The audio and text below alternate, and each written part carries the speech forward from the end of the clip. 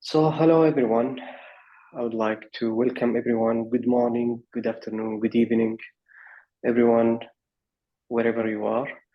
And welcome to our insightful and timely webinar on public health workforce development, challenges and opportunities.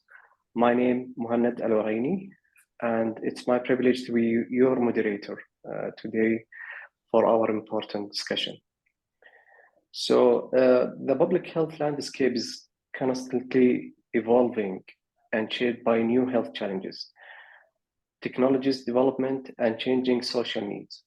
So today we gather to dig deep into this dynamic field, exploring how the public health workforce can be developed to meet this evolving demand effectively. Our focus today will cover four main areas. The first one will highlight the training in this field. The other one is the competency framework. The third one will cover also the workforce roadmap. And lastly, the wider public health workforce. Our esteemed speaker today bring a lot of experience in public health, academia, and policymaking. They will share their insights, research finding, and real-world experience to enrich our understanding of these critical topics. So I encourage our audience to actively participate in this discussion. Your question, experience, and insight are valuable and will contribute greatly to our collective learning. So if you allow me, I would like to start with Professor Salman. Professor Salman is a public health professor in Imperial College London, and he's the director of the WHO Collaborating Center for Public Health Education and Training. Prof. Salman, he will talk about the wider public health workforce. Prof. Salman, the floor is yours.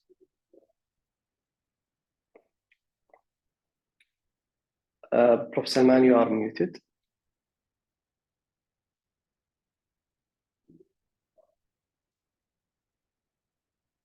Would you kindly unmute, Prof. Salman?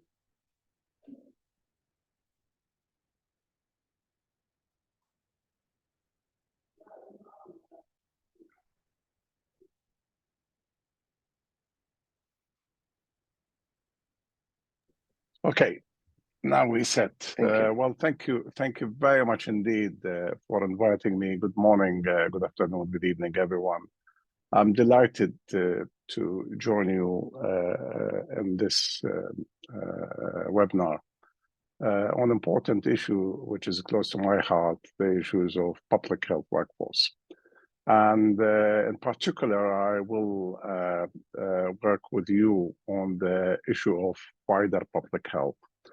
And actually, first of all, let me say that when it comes to workforce planning, from my experience over so many years, especially involved at the highest level within the British government,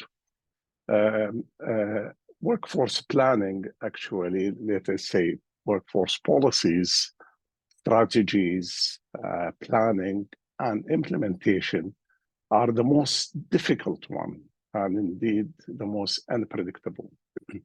When we come to public health workforce, in particular, when we zoom on public health workforce, we are trying to classify it into three groups. I think it's important to understand in context what do we mean by the wider public health workforce. So the group one is very small in percentage, which is about 3% of the entire public health workforce. And those are actually the highly specialist, those who are fully trained in public health. I mean, these people specialized for at least 5+ more years, and there is subspecialization in public health. And as I said, these are a small percentage. You come to the public health practitioner, the second group, which is represent, roughly speaking, between 20–30% around the globe and different in different countries. And those people who actually got BScs and PhDs, and I want to exclude PhDs because PhD is a research degree. It's not a specialty degree, at all in any form or shape. So this is the group which we call them the public health practitioners. And if they want to be specialists, they need to have additional training. But the biggest one and the largest one, which is representing between 60–70% of the entire public health workforce, is the wider public health workforce, which may include anyone interested in public health, whether they are from medicine, outside medicine, engineering, technology, those people contributing significantly, controlling the traffic, for example, designing the roads, town planning is part of public health. The issues of water, sewage, etc. These not necessarily medicine, and not necessarily we exclusively among those specialists in public health.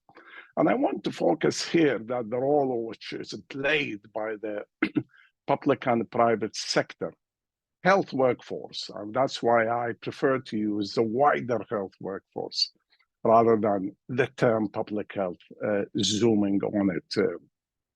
Actually, this is well published, well rehearsed. I published so many things about it within WHO, our chief medical officer, the Surgeon General, defined almost in a reasonable way. The way I want to talk about this is me. The way I want to talk about it is really, we need to understand that in the context that medicine is not a linear science. I just want to focus on two things here. That medicine is not a linear science. Therefore, you cannot fit a workforce to something which is not linear, i.e. things are changes. So therefore, our workforce is not linear either. So this is an important point. And the second one, I want to focus that the public expectation, that we have fantastic expectation, and I'll come to this point, which we have a great difficulty in meeting it. Let us take a simple things in this workforce, the large workforce. A small number of that workforce are doctors. So even that percentage in public health, even smaller than any other specialties. And if you look around the world, this is Europe.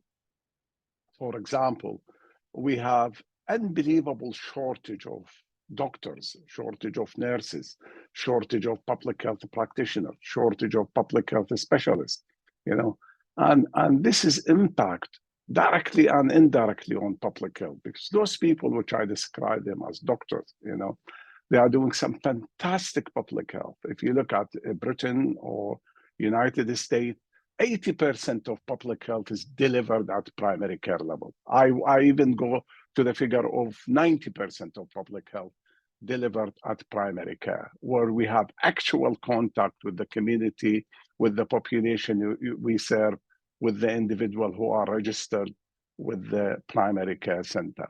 And if you look at this, the wider public health workforce, you will see huge amount of people you have, as I said, from doctor, nurses, lay people involved in decision-making, and part of that, allied health professional, the support, the manager, and so on and so forth. Let me look at the current challenges which we are facing around the globe. And this is not specific to any country. First of all, that those people who are in medicine and public health are leaving. And this is from United Kingdom, just published, If we look at the figure, before the pandemic, we always plan for 6 or 7%, what we call it attrition rate, i.e. 6 to 7%. If you look here, the lower figure, the bottom line, 6 to 7% leaving. And this is how we planned for many years. And this is gradually started to increase to about 10, 12% before the COVID. Look after the COVID now, 70% of the doctors we produce in United Kingdom are leaving after 2 years, of training. From graduation, they go for training, which is called foundation for 2 years, they leave. And that creates a gap in our public health system, which is unbelievable. The result of it is the long waiting list. The result of it, we don't have sufficient people for emergency and response. You know, we have not enough people to look at the things.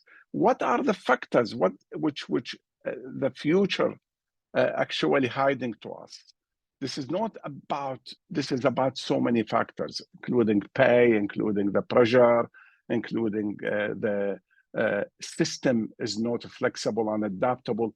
But the most important things we will see over the next 20, 30 years, which I don't think a single country, and this is for the first time you see this figure. I mean, this figure speaks volume, not only in public health or health services, it will affect everything in our life. You know, if you look at the global picture today, you know, and I want you to look at this slide very carefully, which is not published yet, you know. If you look at this one, at the global fertility rate, the total fertility rate was 4 something. In our countries, I took example of Iraq here, you know, it's about 6, maybe 7 per family. This is the total fertility rate. This is a projected, look, the reduction by 21. This is projected to go below the replacement rate of 2.1.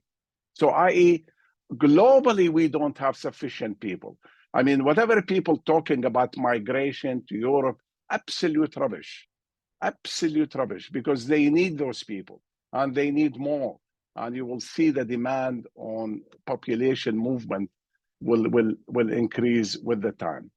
And I just want to touch on technology and workforce.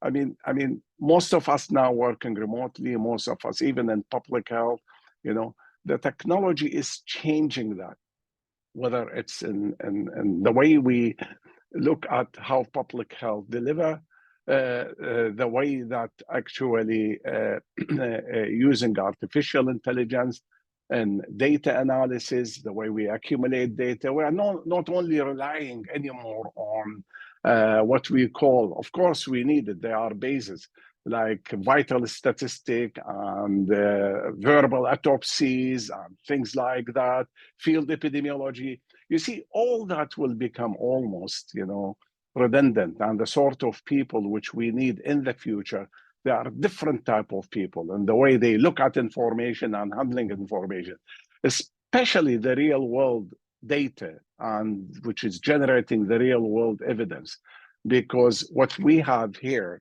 is absolutely fantastic amount of data, which we don't know how to use it now, but we started to learn to use it.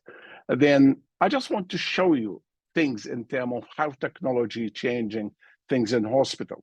And as I said, technology change in public health. I mean, I hope one of these videos will work. I mean, this is things you couldn't believe it. This is how we teach our doctors, how we teach our students. And we are introducing now similar things in terms of how to teach the wider public health force in terms of how they looking at our population, dissecting population, how they assess the need in depth, how they interact with communities. Just a few examples, which I don't want to bother you with, but I think there are a lot of examples which we need to look at it. There is a huge underinvestment everywhere in the world, including the rich countries, you know, in education and training of public health workforce, in all type, whether a specialist practitioner or the wider public health.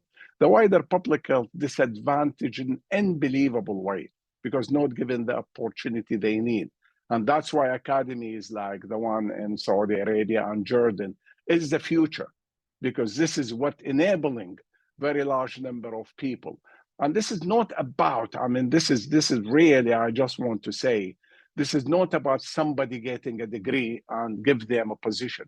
This is a crime. You know, this is about really preparing and training people for the next stage of life. and this is not about on-the-job training. The idea on-the-job training, absolutely stupid and does not fit for the complexity of the society we serve. We need to be very specific.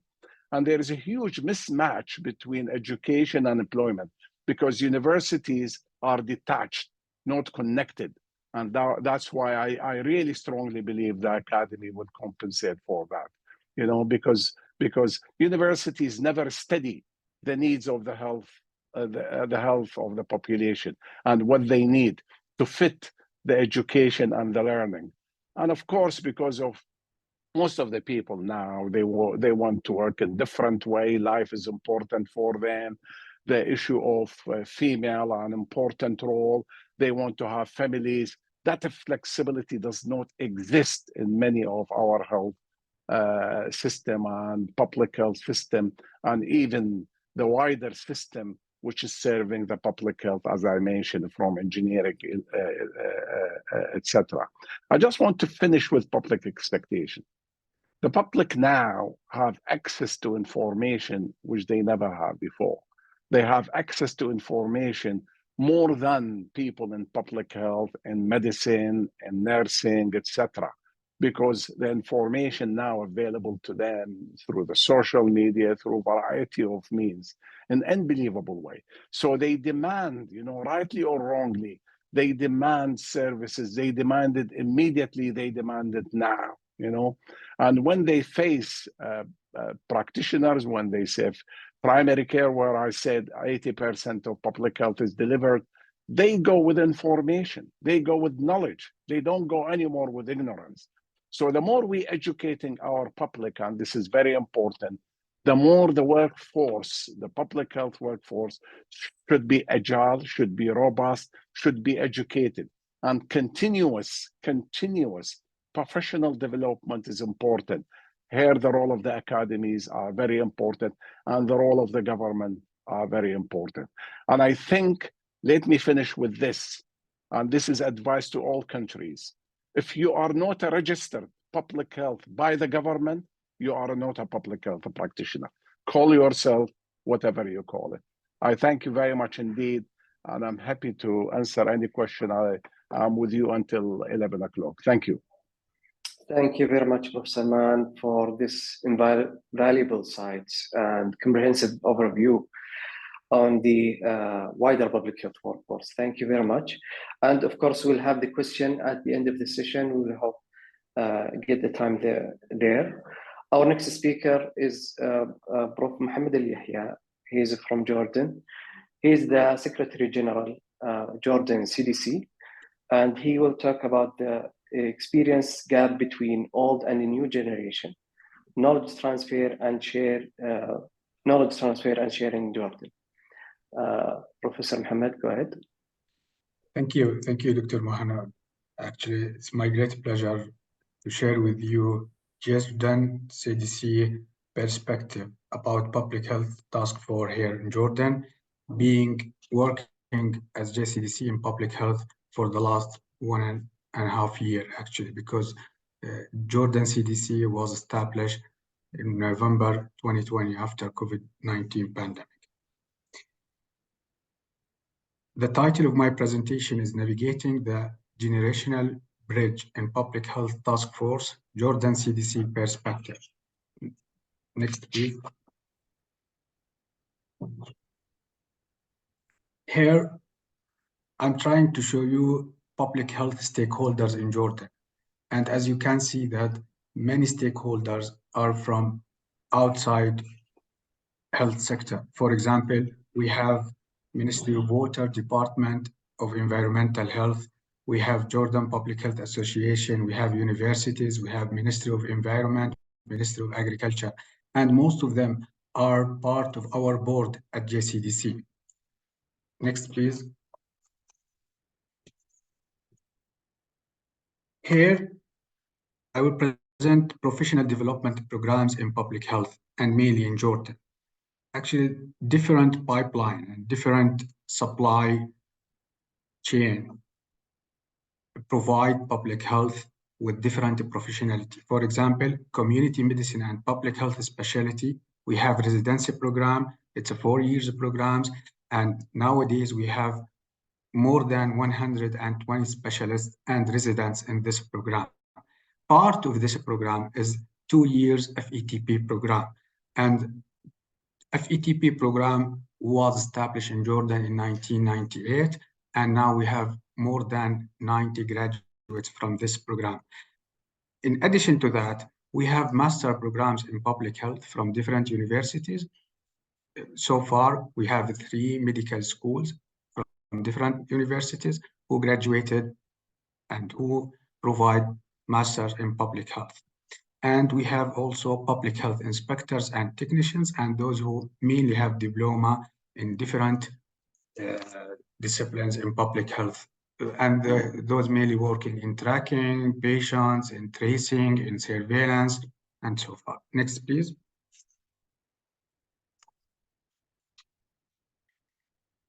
What's really important for us, and this is from our perspective, as I said before, are challenges facing the public health workforce in Jordan. And these challenges are real challenges.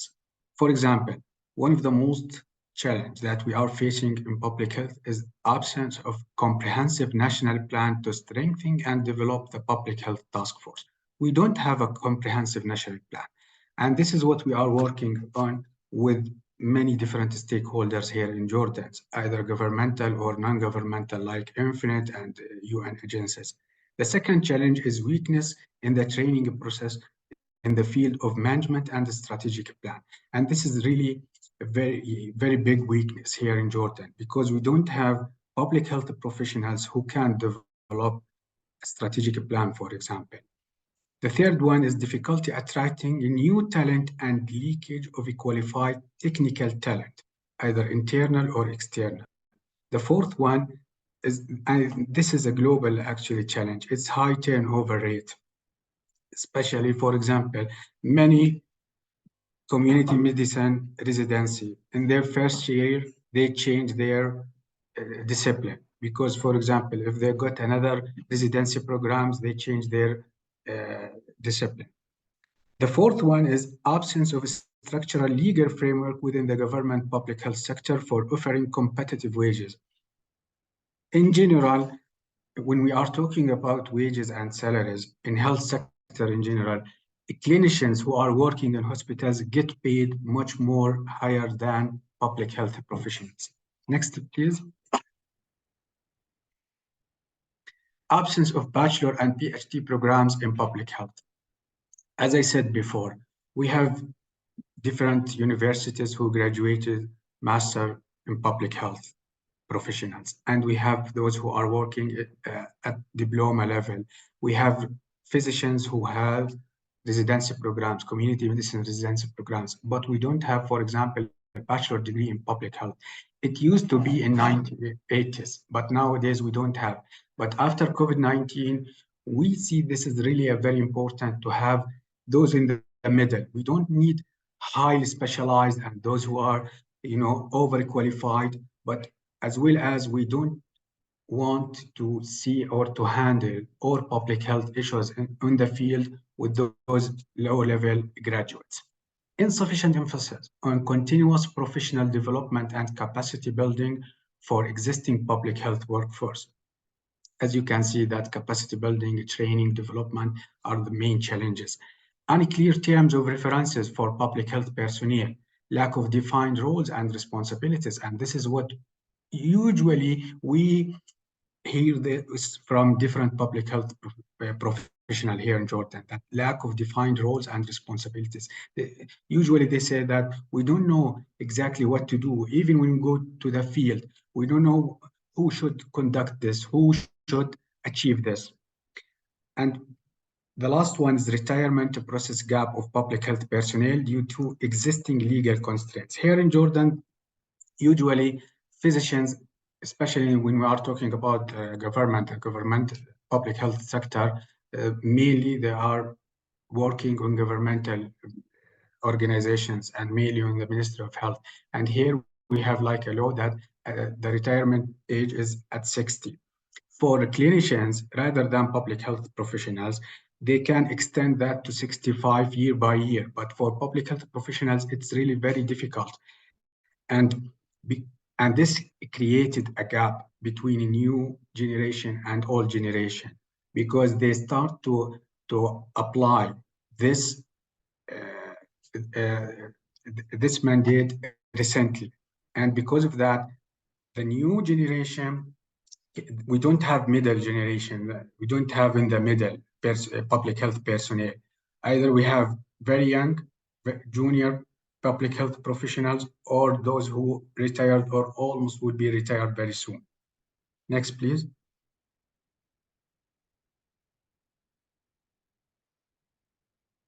And this will lead us to navigating the generational bridge in public health task force. To tackle certain challenges with the public health workforce, Jordan CDC is emphasizing knowledge transfer initiative as part of its strategy to bridge the generational gap among public health professionals.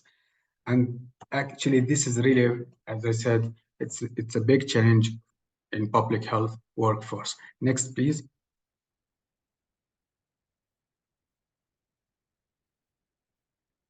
Knowledge transfer among public health task force, and this is from Jordan CDC perspective. Knowledge transfer plays a pivotal role in sustaining public health initiatives.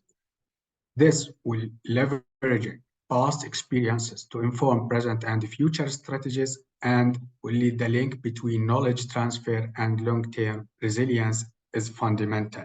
These are connected together, and we are working on this actually to see how we can transfer knowledge among and between different generations. Next, please.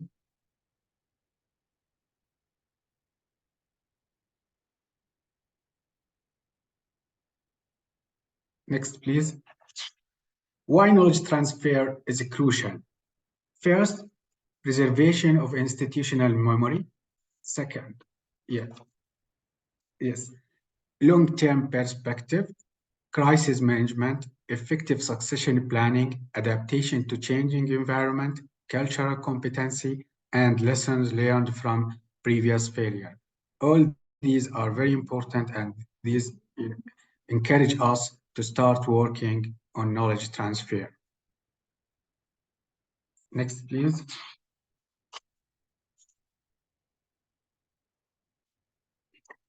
And that guided us actually as Jordan CDC to start different initiatives and to working for knowledge transfer and collaboration. For example, recruitment of experienced professionals. Now in our staff, we started to recruit those who are from different generations, those from experienced professionals as long as those junior staff. Second, workshop and training initiatives. We conducted workshops that foster a collaborative environment with participation from individuals at various experience levels, ensuring a comprehensive blend of expertise, integrating training session on epidemiological information software like EPIinfo, merging traditional public health methodologies with modern technological tools for optimal outcomes. And these just as an example, actually. Intergenerational collaboration sessions, establishing weekly in-house sessions involving a blend of young and senior professionals, weekly discussions on the epidemiological situation in Jordan, fostering collaborative reports, integrating insights from diverse generational perspectives. Next, please.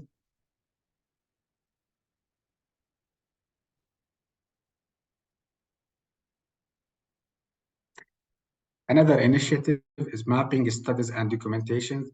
JCDC undertaking mapping studies, including disease surveillance, prevention strategies, policies, guidelines, SOPs, and health emergency preparedness, and laboratory-related strategies, policies, and SOPs.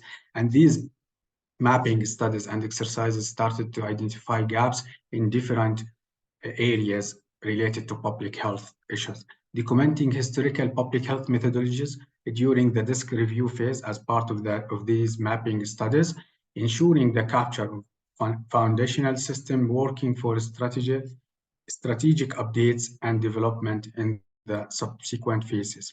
And finally, establishment of public health training center One of the main pillars of JCDC is to have a national public health center, either to build capacity for our own staff and for public health professionals in Jordan. Pioneer a dedicated public health training center targeting professionals at all levels and planning inclusive engagement across generations to facilitate knowledge sharing and ultimately enhance outcomes. Next, please.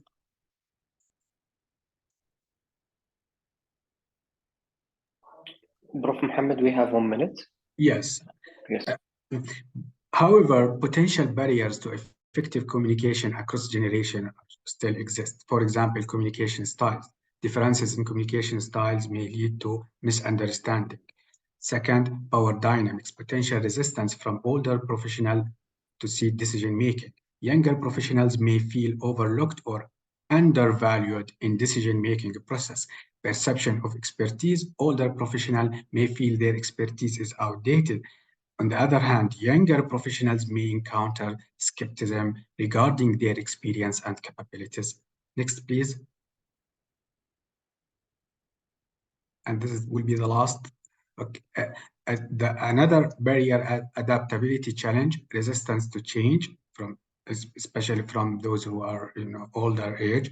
And finally, training and skills gaps, potential gaps in digital literacy and technological skills among older professionals.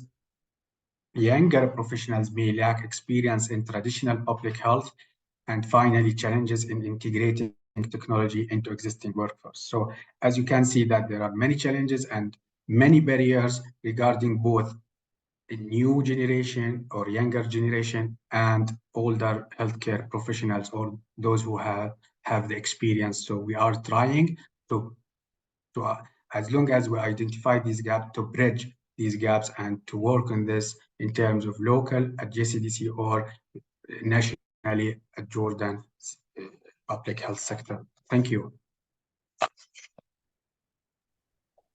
Thank you very much, Prof. Muhammad. This is really aspiring, insightful for sharing this. I believe this is very applicable in the other countries to get use of your experience in this topic. I will move to our next speaker. Our next speaker is Dr. Sheikh Badr. He is Chairperson, Community Medicine Council of the Arab Board of Health Specialties. And he is also the WHO Health Workforce Consultant. Dr. Sheikh, he will talk about professionalizing the health workforce or public health workforce through the competency framework. Dr. Sheikh, the floor is yours. Thank you so much, Dr. Muhannad, and thank you, EMPHNET, for inviting us to this webinar. And I thank previous speakers, Professor Salman and Professor Muhammad. So, Philippine, if you can show up the slides. I will be briefly discussing about professionalizing the public health workforce through competency frameworks, and I will reflect in general, not focusing on a specific region, but it's a general reflections. So next. The outlines of the presentation will discuss a bit around competency-based education, then competency frameworks, then the concept of workforce professionalization, and then the contribution of competency frameworks to professionalizing the workforce, and then the challenges and opportunities ahead. Next. So, in just a nutshell, competency-based education, which is a major topic actually, can be considered a milestone in educational development over the generations. And we all know that this is widely embraced in medical education and health professions, probably due to the nature of the medical profession itself. And also we know that competency-based education is a complex topic involving a debate actually on its conceptualization and its implementation. However, it's a logical concept in terms of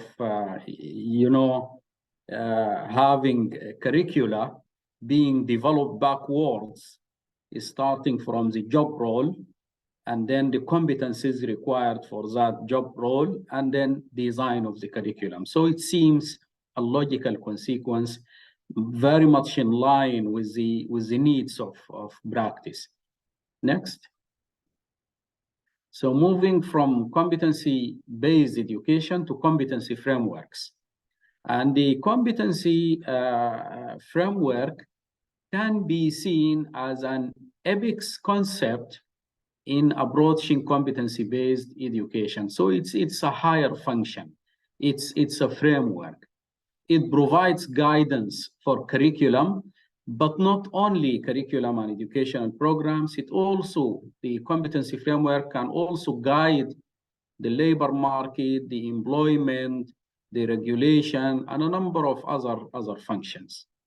It can ensure a holistic approach to competence. So when you have a competency framework, you are addressing not only the technical competencies that relates to the profession, but also the generic competencies in terms of dimensions such as communication, professionalism, and all these things.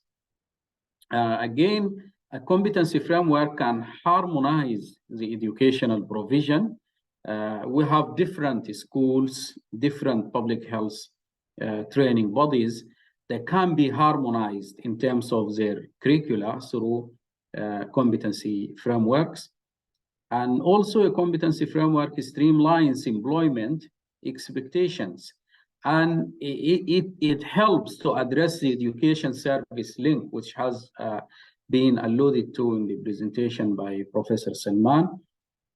It informs regulation, licensing, and recognition of health professionals and public health workforce. And finally, it promotes social accountability through the entrustment, the concept of entrustment for public health graduates for certain tasks and duties. Next.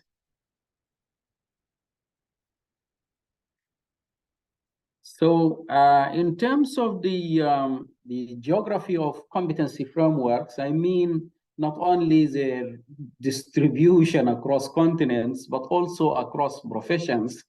We can see that the competency framework concept is increasingly embraced by various health and social care professions, but it's probably most prominent in the medical profession, in medicine, where we see some examples of famous competency frameworks, such as the Canadian one, which is the CAN-MEDS, which has actually been implemented widely, and also the ACGME, which is the American postgraduate competency framework, and many more in the United Kingdom. In other countries, there are competency frameworks that are suggested, developed, being implemented widely, as I said, mostly in the medical profession. Recently, competency frameworks were also emphasized in public health. I mean, since the movement on the essential public health functions or essential public health operations or services, whatever you call them, then a global realization is becoming more prominent now of crystallizing competencies in the public health profession.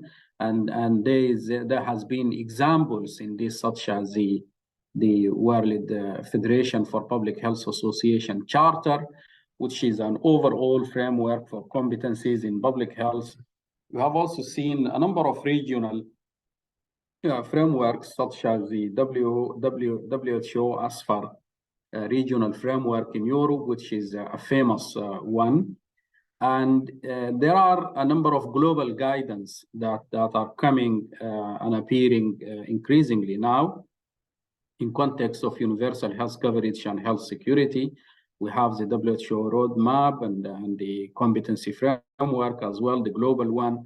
And in our region here, we have also the WHO regional office working on a competency framework in context of universal health coverage, and the International Academy of Public Health also working on the competency framework for public health education. Next.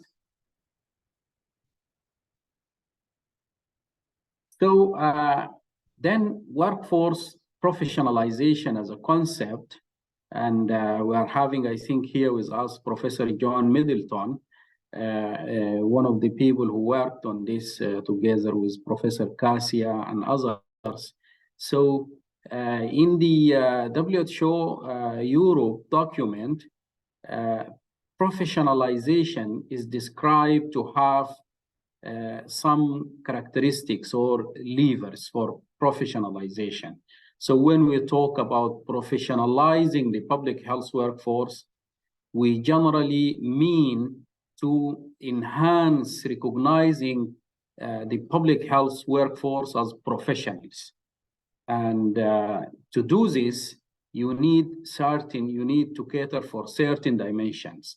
One of these is the competency framework itself, and then the public health education and how the education is delivered, then the formal organization of the workforce itself, and then credentialing, licensing, and recognition, and last but not least, the codes of ethics or codes of conduct in the profession.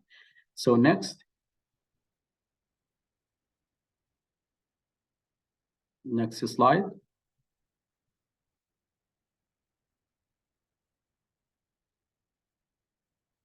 The slide is not moving. Okay.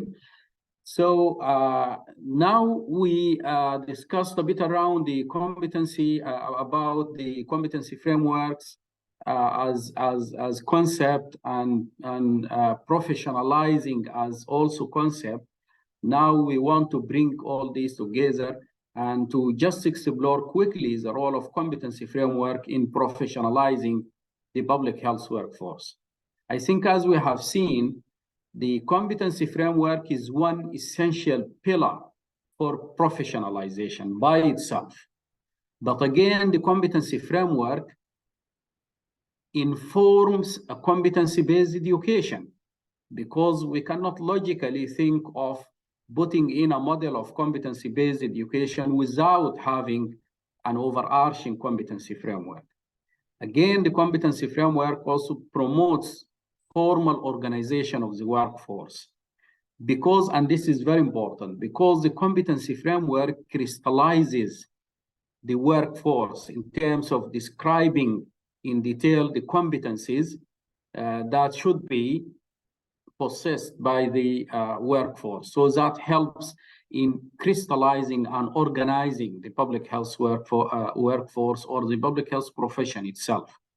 And again, the competency framework justifies licensing and professional recognition. As we know nowadays professional licensing bodies usually recognize and license professions, in particular in context of health, with reference to the actual duties that these graduates do in context of healthcare. And if you have a competency framework, the competency framework describes competencies and also, if you can call them, the professional activities nowadays being called entrustable professional activities that are actually conducted by the graduate workforce. Lastly, the competency framework informs the development of and adherence to codes of conduct, because the ethical dimension is always included as part of the competency framework. Next.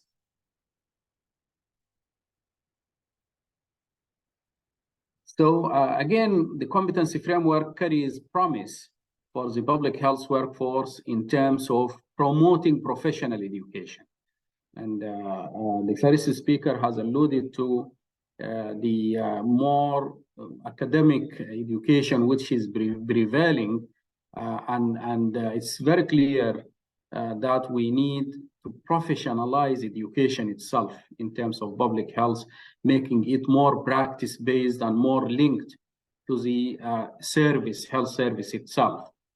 So the competency framework is one contributor to this, and it's a contributor also to relevance of the health workforce to labor market through describing the competencies that are required for the role of graduates. And the competency framework also emphasizes multi-dimensional competence, not only focusing on the discipline-specific competencies, but also on a set of generic competencies that are required to complement the skills of the graduate. And again, the competency framework can increase the professional value of the health workforce by crystallizing their education, formalizing it, and making it more respectable. And finally, lastly, it also contributes to the social entrustment, where the society and the community will have more trust in the graduates if they are, graduated with mastering the competencies that are required in the practice environment. Next. So we'll just briefly go through the challenges. I think the challenges of establishing competency frameworks and competency-based education in general resides in various dimensions, including the need for proper conceptualization and contextualization in terms of competency frameworks and developing the competencies. And also there is a challenge of the broadness of the public health workforce. The public health workforce is not, for example, like the nursing workforce or the midwifery workforce or the medical workforce, which is uni-professional, but this is multi-professional and more complex, and this is challenging. We have also the challenge of change management, whereas there are prevailing traditional systems in education and you need to change to competency-based education. This is challenging in terms of managing the change and transition. And the challenge of capacities is well recognized, in particular in developing countries, in terms of organizational capacities, individual capacity for faculty and trainers, resources for public health education, in particular funding. And we know that public health in education is undermined in funding compared to medical education and to clinical education. Also, we have the challenge of standardizing the public health practice for training and education. And when we look into the clinical practice, we see that it is very much standardized, but the public health practice is less standardized and more obscure. My final slide will be around the prospects and also the opportunities that are there. I think people would agree with me that COVID-19, despite being devastating, has brought a lot of light and benefits, I would say, to public health and the public health workforce. So lessons are being assimilated in many countries nowadays, and there is a movement on emphasizing public health. And there is a current global and regional momentum on the public health workforce capacity, exemplified by the work of WHO and other agencies on professionalizing the public health workforce, promoting competency frameworks, and promoting capacity. Also, we see in many places, including our region here, that public health educational institutions are expanding. And this is a good sign, both at the level of undergraduate programs and postgraduate programs for public health. There are as well rising instances of awareness on the limitations and the need for change in terms of the prevailing systems of preparing the public health workforce. And again, we see a lot of advances in the public health science itself. And last but not least, the potential of technology, artificial intelligence, digital transformation, and technology in general for enhancing networking and joint learning and fast learning, actually, in public health. So those are my reflections around the topic of the role of competency frameworks in professionalizing the public health workforce. Thank you so much. Thank you very much, Dr. Sheikh. Really comprehensive overview of essential topic in the public health workforce development. Our next speaker, Dr. Haytham Bashir. Dr. Haytham is a team leader workforce capacity and team leader public health emergency management center, both at EMPHNET.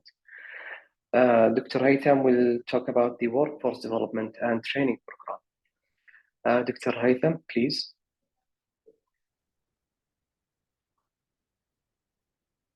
Yeah. Okay, thank you, Dr. Muhannad, and thank you for the previous speakers, Professor Salman, Dr. Muhammad, Dr. Sheikh, for make it easier for me to go over the next 10 minutes on this important topic. Actually, one indicator of how this topic is important, just yesterday, we discussed it also during the CPHIA 2023 conference in Zambia. So my reflection will focus on practical and real-life examples on how we could contribute to tackle those challenges identified by the respectful speakers with examples from our region. So we could categorize the challenges related with health workforce development into three main categories. One group of challenges related to the quantity, to the numbers of workforce that are needed to provide service as well as to manage the various functions of public health. The other group of challenges is about the quality and the competencies and expected level of skills from those public health workforces. The third component or the third group of challenges is related to the working environment, including policies, the motivation, and other retention factors. So most, if not all, the challenges are or will come under those three categories. I'm not going to go into the details of the slides, but just quick reflections. The projected gap need for health workforce in this region is expected to hit almost 6 million by 2030. And I think more than seven countries in this region, they have density of public health workforces below the threshold of 23 per 10,000 population. In addition, we, as my colleagues mentioned, the imbalance and inadequate production of health workforce, low number of public health schools and education programs, brain drain, and other factors that lead to diminished number of both interested students in this discipline as well as the current profession. So I think we need to definitely invest more and to expand in public health education and professional training, but also importantly, to come up with innovative approaches and modalities that can ensure effective and efficient way of transferring this knowledge and skills related to public health to increase its accessibility to a wider range of audience. And the Sheikh mentioned that we are not talking about one profession, but one of the nicest slides I have seen from Professor Salman, the definition of who is a public health worker or professional. So we need to come up with innovative approaches, innovative modalities that could include e-learning, e-training, continuous professional training, transformational training, and other means and regarding the quality, we have listened to the lack of regional competency framework for public health education and workforce. We have challenges with accrediting our programs. This region used to send its candidates to the West. Few of them come back. Most of them, they don't. We have the issue of the public health education being mainly skewed towards academia, which is good, but we need to keep the balance between the academia and public health practice. So one of the ways that I see is to make use of the current momentum with the increasing interest among regional entities in public health education and training. One of the most efficient tools are the public health institutes, because they are the thinking tank for our countries. And one of the, I think the mechanism that can increase both the quantity of the qualified workforce as well as ensuring better quality of training. The role of research goes without saying, its importance in informing the policy and decision maker, but also we would like to utilize research to enrich our curricula, because knowledge is progressing, advancing every day. So we need to make sure that our curricula are up to date.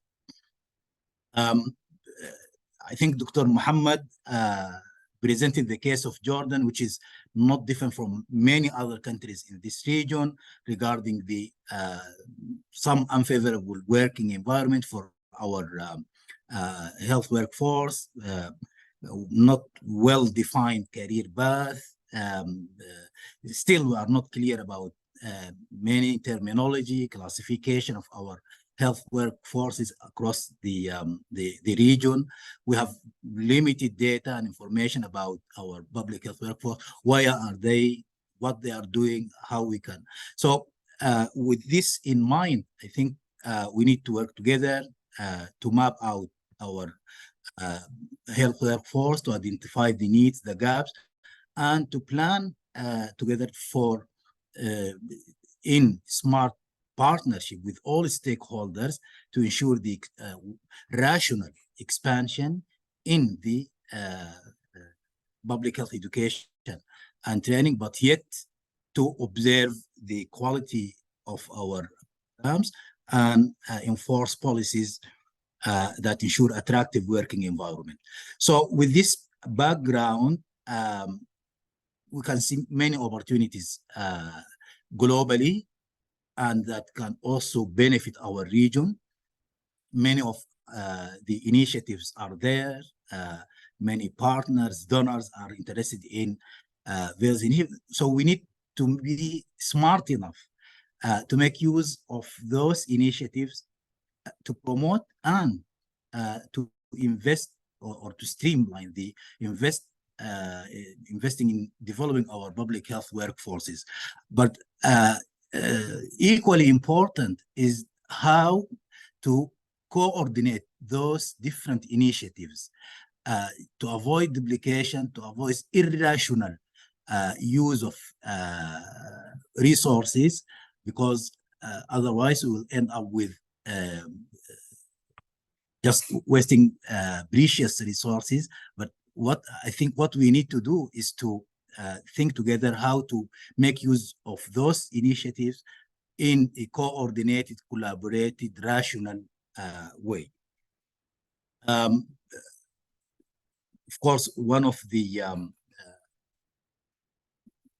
key, I think, players now coming strongly is the EMPHNET in the area of building the capacity of health workforce. So we need to make use of this new strategy that released by EMPHNET to work together, both at the regional as well as the national level, to operationalize this mission of EMPHNET. We have the Global One Health Joint Plan of Action. The WHO are advancing One Health Plan. EMPHNET also released the One Health Regional Framework. Each and every one of those initiatives and plans has a significant component that address the issue of building the capacity of public health workforce. Similarly, the G7 with its 3 areas of universal health coverage, global health architecture, and 100-day mission, and now it is 100-day mission plus. So those just are some of the opportunities that there that we need to consider when we plan our workforce development. Here at EMPHNET, we have been working since the establishment in 2009 to enhance the workforce capacity in this region.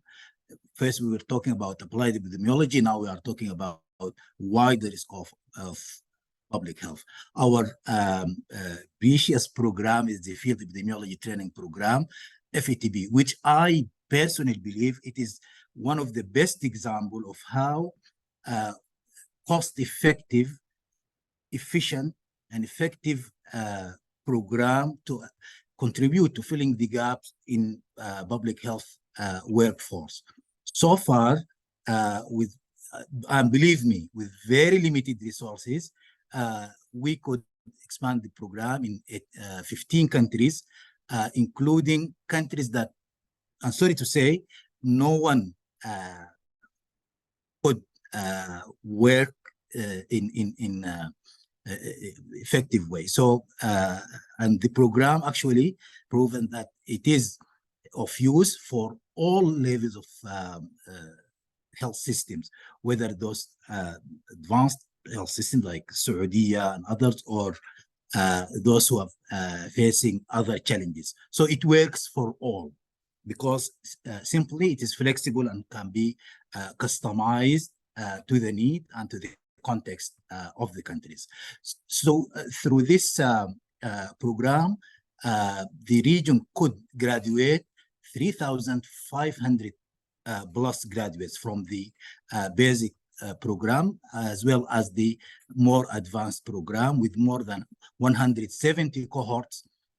And as I said, in 15 countries.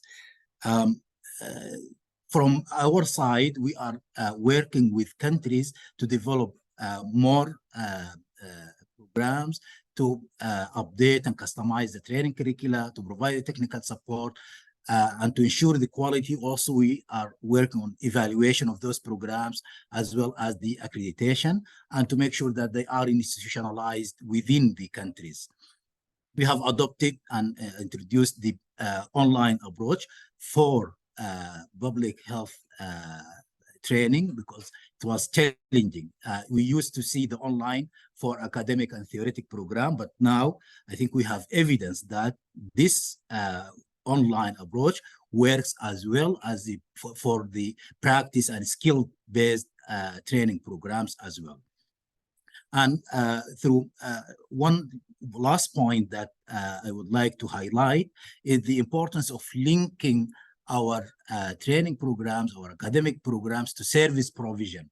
Otherwise, we will be talking two different languages, and we will keep hearing the gap between academia and practice that going for a long time. But what I see is to, in an innovative way, we need to link those educational and training program to our or to the service provision.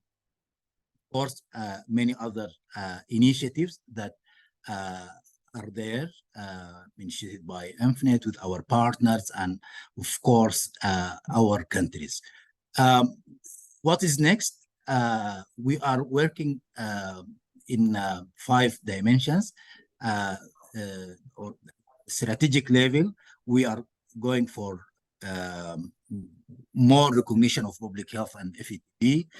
We are considering new contexts like One Health, global health into our programs, new competencies, genomics, GIS. Dr. Salman talked about the artificial intelligence, computational biology, and similar new areas, expanding in blended modalities, use of technology, enhanced training, and of course, we need to broaden our target audience with those programs to go beyond the traditional audience for our public health programs. Lastly, yes, we have Dr. Haytham, you have 1 minute. Yes. Almost done. We have launched the International Academy of Public Health in 2021 just to contribute to filling the existing gap, both in the quantity as well as the quality of trained public health workforce. And again, here we have our colleagues from the AFIA, and would like to thank them for their support in accrediting those program. And you can have a look on this academy.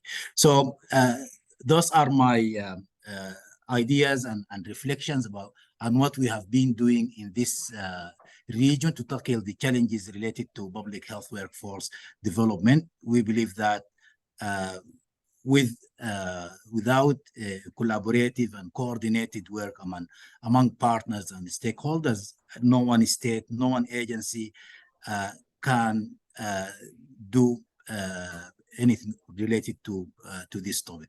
Thank you, Dr. Muhannad, and back to you. Thank you very much, Dr. Haytham. Really, really important highlights. Thank you very much in the training program for the public health workforce. Before we move to our next speaker, just a kind reminder that we received the questions. If you have any questions for the audience, please write a question in the chat box. So our next speaker from China, Dr. Liao Kaiju. Dr. Kaiju is from the Office of Education and Training in China CDC. He will talk about the practice and prospects of public health workforce development in China CDC. Dr. Liao.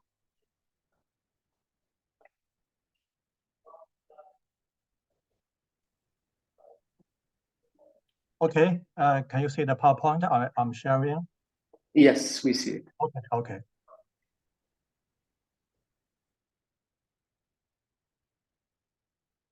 Okay, good morning, good afternoon, and good evening, everyone. My name is Kaiju Liao from China CDC, and now I'm in the Office of Education and Training. So I'm so glad to have this opportunity to talk with you the topic. The topic of my the title of my topic is to practice and prospect of public health workforce development in China CDC.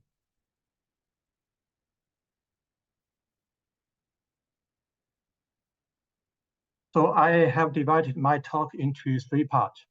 The first is an overview of the public health workforce development in China, and the second one is the practice of the workforce development in China CDC, and the third one is the prospect of public health workforce development.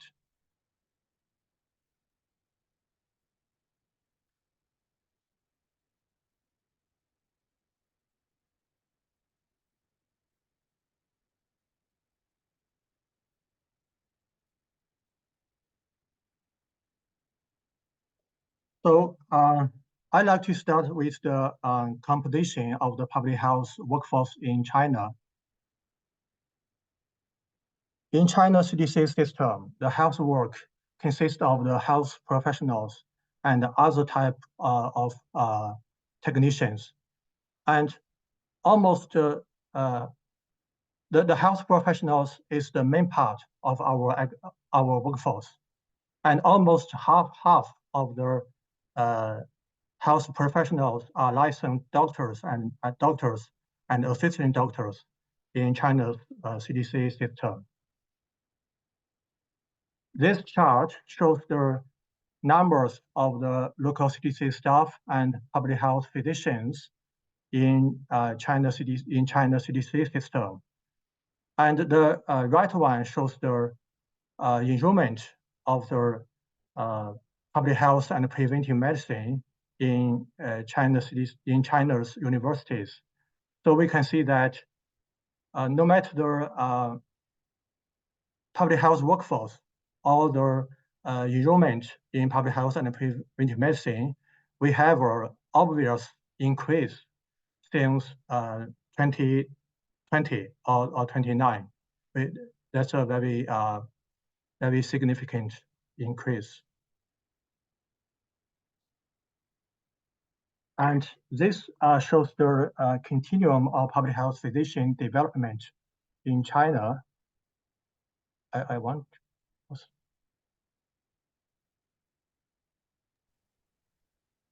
Yes, Dr. Kaju, the slide is very clear.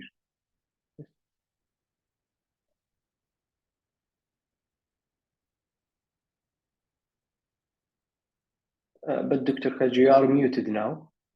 Can you unmute? Yes.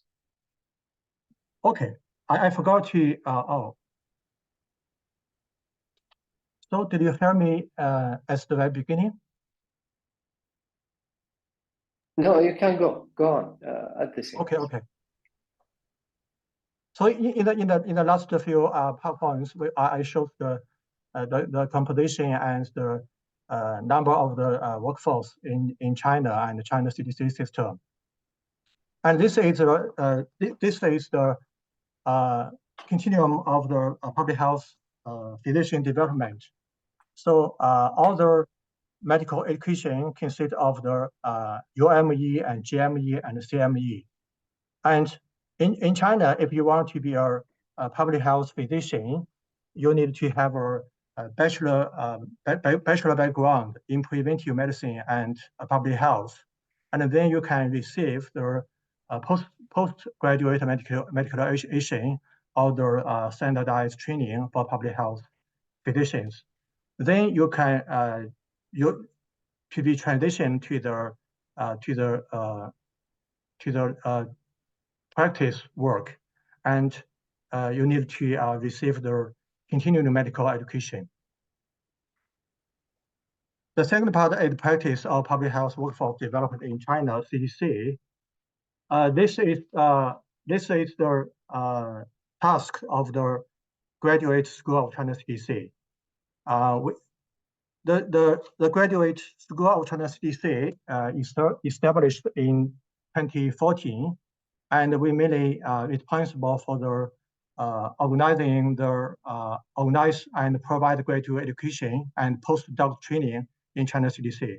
And we coordinating continue medical education and professional training. The third one is we also take charge of the Chinese field epidemiology training programs. As for the graduate medical education, we have several different programs, including doctoral and master programs for two post-level disciplines, basic medicine and public health and preventive medicine. We also have 8 sector-level degree programs in China CDC. We also offer a professional degree program named MPH, Master of Public Health. The Doctor of Public Health degree is a new professional degree added by the Academic Degree Committee of the State Council and the Ministry of Education in 2022. And the China CDC is applying for the DRPH program now. So this is all the graduate program we have in China CDC. So the annual enrollment in China CDC is around more than 300, and including the doctoral degree and master degree. And now we have almost 1,000 on-campus graduates who are pursuing their degrees in China CDC. The China CDC also have an international cooperation training program. And this program is started in 2007, and the China CDC and Griffith University started this program. And from now on, this program has already supported 58 public health professionals in 5 cohorts which received training in Australia. And 33 of them have obtained their master degree in public health. In 2018, the National Health Commission of China launched a pilot program of standardized training for public health physicians in China CDC. This program consists of 3 phases: the theory study phases, the clinical practice, and the public health practice. All the phases, 3 phases, lasted 24 months. As for the FEDP, the China CDC applied a 3-tier pyramid training mode, including the advanced FEDP and the intermediate FEDP and frontline FEDP. The advanced FEDP launched in 2001, and it has enrolled 22 cohorts with 417 trainees nationwide. The CFEDP trainees are required to conduct at least 1 outbreak investigations upon their graduation. And all the trainees also are the members of our RRT members in China CDC, so they can be dispatched to the field during their training period. The third part is the prospect of the public health workforce development. So as we all know, the medical education has gone through 3 generations of reform. The first one started in 1910, and it symbolized with the Flexner report for the clinical physician education and the Wells-Rose report for the public health education. So the second generation is symbolized by the PBL, problem-based learning, which I didn't list it in here. But the recent generation of reform, since launched in 2010, and the symbol of the third generation is the Lancet Commission report about the medical education, and it emphasized the competency-based education and the interdependence in education. Now we are in the next generation, especially in post-pandemic. So how do we prepare our public health workforce for the future healthcare?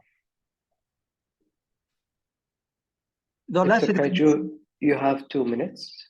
Okay. The Lancet Commission have several recommendations about the workforce issue, and all these recommendations enlightened the way we need to improve the public health workforce development.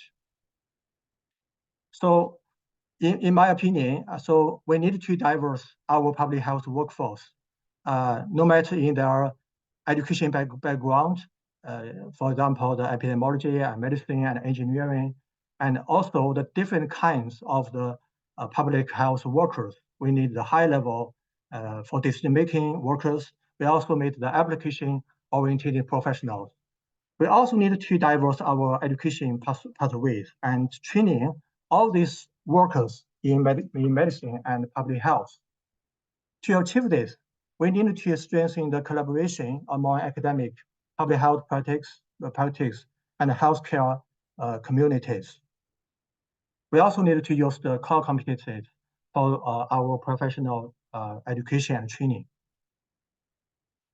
So as for the public health development in China, we have been working together with WHO roadmap team and the UK partners to introduce operationalized tools and framework to improve our public health professional training plans and programs. And we also consolidated the collaboration between universities, academic institutes, and public health agencies for the updated curriculum and in-service training materials. So we also hope to expand this collaboration to a wide range of partners, domestically and globally. So that's all I want to share with you. Thank you. Thank you very much. Thank you very much, Dr. Haiju from China CDC. Really important information and really important highlights from China. So we have ended our, thank you very much for our speaker, and we are moving to the questions from the audience. If you allow us, Dr. Sheikh, I have a question about the competency framework. So Dr. Sheikh, you hear me? Yes. Yes. So the question is, how should competency framework adapt to accommodate emerging public health challenges? Yes, this is a good question. And I think the hallmark of competency framework movement is around, being agile and dynamic in terms of incorporating the competencies and then adapting to incorporate emerging competencies. So the competency framework itself is not a curriculum. It's an overall guidance that sets overall concepts, and then based on that, curricula are developed. And as I am seeing in a lot of competency frameworks nowadays, competencies like agility, flexibility, and resilience are being introduced, and these all denote accommodation of new knowledge and new dimensions in general. So yes, competency frameworks are flexible, but again, the curricula that are produced based on competency frameworks should be more flexible, more responsive, because changes in curricula is much easier than changing in the competency framework itself. Thank you. So Dr. Sheikh, in your opinion and from your experience, what are the most critical competencies today?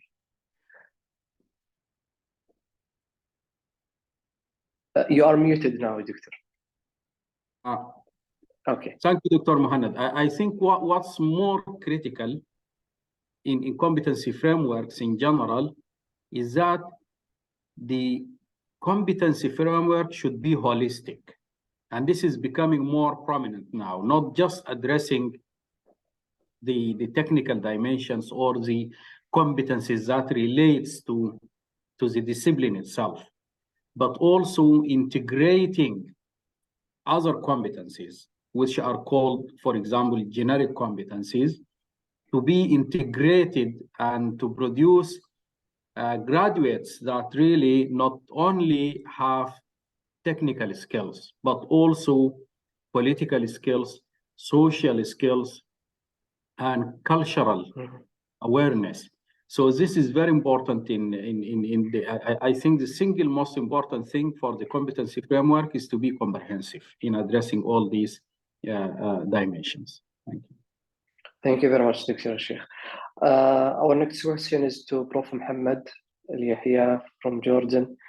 You have presented beautifully the initiatives that you provided to fill the gap between and how to transfer the knowledge from the experience and newcomers.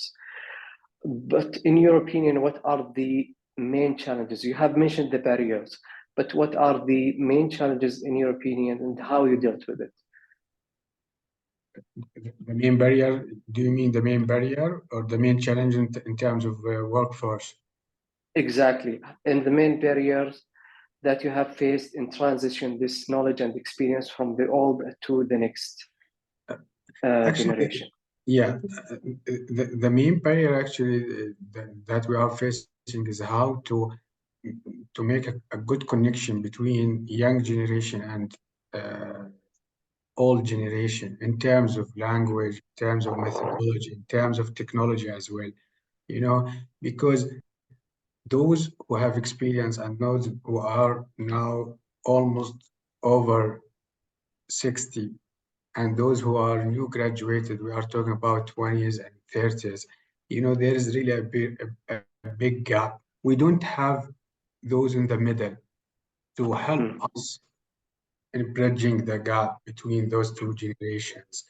So those people who, for example, graduated in 60s and 70s, they, you know, they were in different school, in all the schools, they received different type and style in terms of teaching. But now those who are younger generation, they have new technology, they are very familiar with these technologies. So this is really very challenging, and even in terms of method, in terms of terminology. Okay. But honestly, for when we are talking about old generation, they have their something in terms of organizational memory that does not exist with or with young generation. On the other hand, young generation, they have their own advantages, own strength in terms of technology, in terms of new knowledge, new methodology. Okay, but yeah, this is the main challenge actually, and this is what we are trying to work on it here in Jordan. Okay, thank you very much, Prof. My colleagues, Dr. Haytham and Dr. Badr, said that we have different stakeholders like EMPHNET, FATP program, IAF, who start working on these gaps.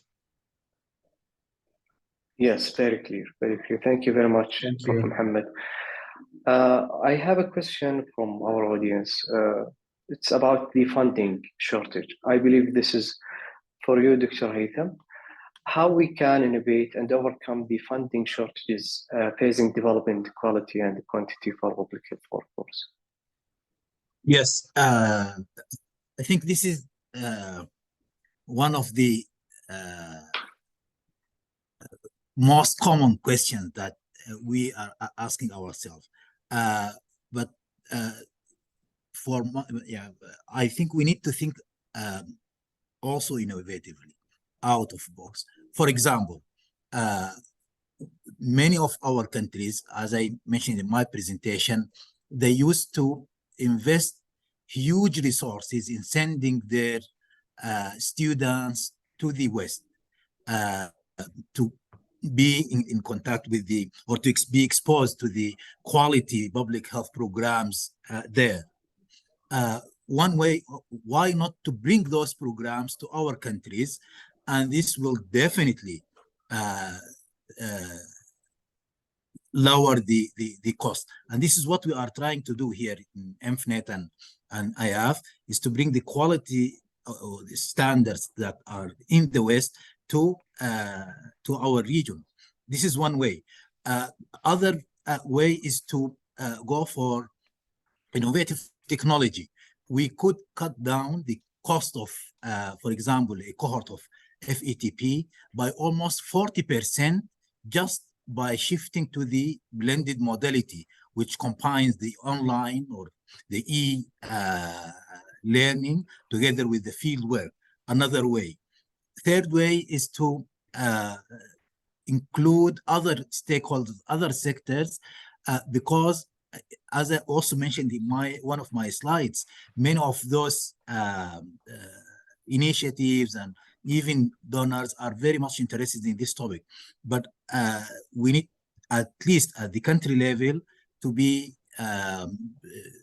proactive in streaming those resources to our interest, which is building the capacity of our public health programs. I'm sure that many other innovative ways are there, but what we need really to do is to sit together as health sector and health professional to tell the our stakeholder that this is our need, this is how we see the way forward to fill all those gaps. That's to say, we need to develop our plan and to disseminate it among those who are interested, from donors and other stakeholders. Yeah. So thank you very much, Dr. Haitham. Thank you. If we don't have any more questions, I think we come to conclude this webinar. I would like to thank you all for your valuable contribution, for our beloved speakers. And I would like to thank also our audience for their wonderful engagement. And at the end, I would say that let's continue